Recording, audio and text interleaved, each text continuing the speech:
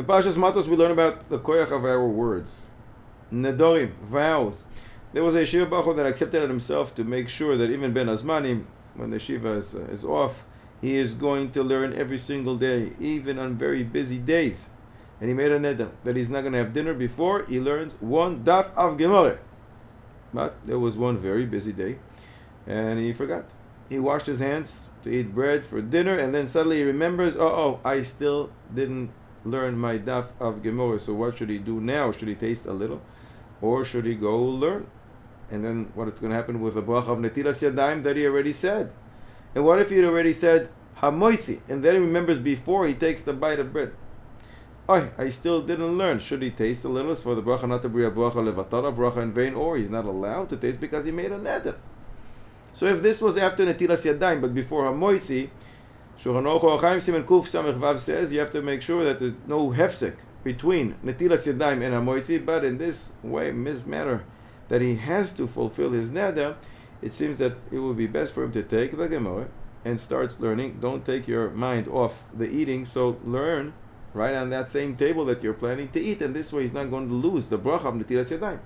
But what if he remembers after he said hamoitzi? Then you have a problem of bracha levatala. So the Sdei Chemed in Chelek Yud Simen Hey deals with something very similar, and he writes about a person that made a neder: I will fast until I learn.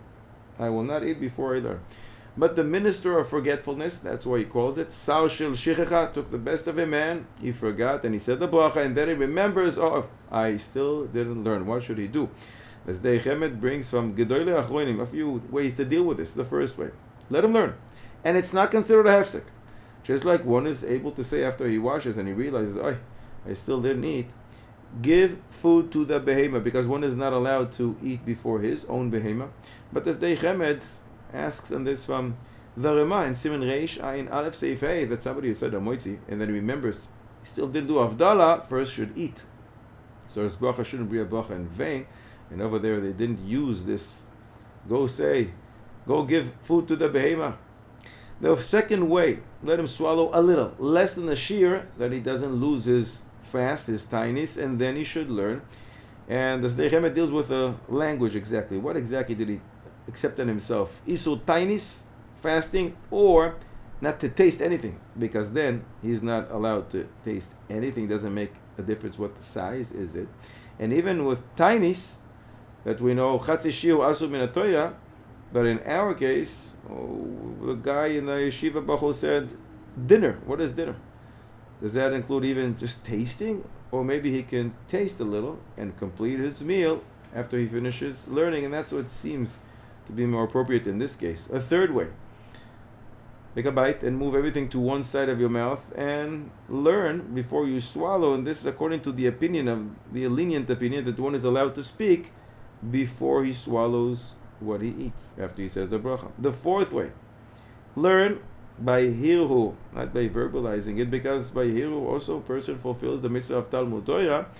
And the Sdei Chemed discusses the meaning of in nedarim halech achar leshon bnei adam. We go after what people normally understand, the meaning of certain words. And when a person says, I'm going to learn, it's normally to verbalize. But in our case, if in the rest of the days, the other days, he is not makpid to always verbalize his learning, he just looks with his eyes and he understands with his heart. So then this is a good eitzah. He can learn behirhu as long as he's mechaven his heart to the Shemaim. The fifth way, he should hint to three people who are standing right next to him over there that they should annul his neder and they should use the petach of charata. But the best of all these ways is for a person not to make a neder, and if he wants to do something good, any minhag tov, he should accept it on himself, b'li neder, chalila, not to stumble on this terrible sin of not keeping one's vows.